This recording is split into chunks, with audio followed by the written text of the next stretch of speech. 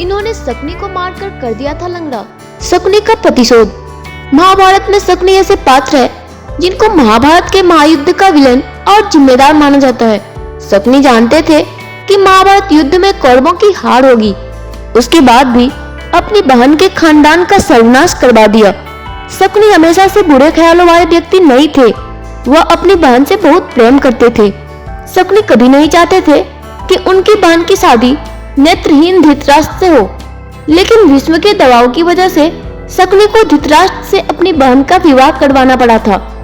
तब उसने कुरुवंश से बदला लेने के लिए कुरुवंश के जड़ को खोदना शुरू कर दिया, और जिसकी वजह से दुर्योधन ने कुरुवंश को कुरुक्षेत्र के महारण में उतार दिया। शकुनी गांधार साम्राज्य के राजा थे, लेकिन उसके बाद भी अपना अधिकतर जीवन बहन गांधारी के ससुराल में व्यतीत किया था। गांधारी की शादी जब धृतराष्ट्र से हुई तब शकुनी और उनकी एक सखी हस्तिनापुर गए थे। साथ ही राजनीतिक उद्देश्य की वजह से भी शकुनी को हस्तिनापुर में रखा गया। अपनी बहन और परिवार का बदला लेने के लिए शकुनी को गांधार राज्य त्यागना पड़ा और अपनी बहन और भांजों के साथ हस्तिनापुर में रहने लगे। यही रहकर अपने षड्यंत्र को पूरा करने के लिए शकुनी कौरवों और पांडव पुत्रों के बीच गहरी खाई बनाते गए। गांधारी धृतराष्ट्र से शादी करने से पहले एक बकरे की विधवा थी। किसी प्रकोप से मुक्ति के लिए ज्योतिषियों ने गांधारी का विवाह एक बकरे से करवाया था और फिर उस बकरे की बलि दे दी गई और उसके बाद धृतराष्ट्र से विवाह हुआ। यह जानकारी जब धृतराष्ट्र को मिली तब उन्होंने गांधार राज्य पर हमला कर दिया और गांधारी के पिता राजा सुबल और माता सुधर्मा शकुनी समेत 100 पुत्रों को जेल में बंद कर दिया।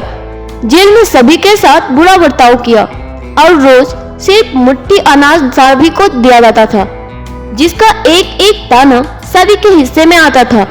धीरे धीरे भूख से राजा सुबल के कई पुत्रों की मौत हो गई।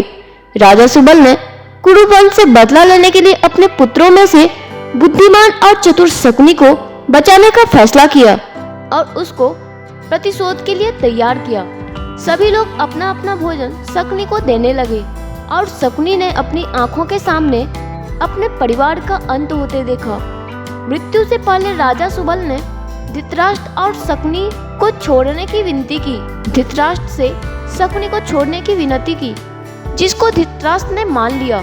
राजमहल की चकाचौंध में शकुनी का अपना प्रतिशोध न भूल जाए, इसलिए सभी ने मिलकर उसका एक पैर तोड़ दिया, जिससे वह अपने परिवार के अपमान की बात याद रखे। तब से शकुनी लंगड़ाकर चलने लगा।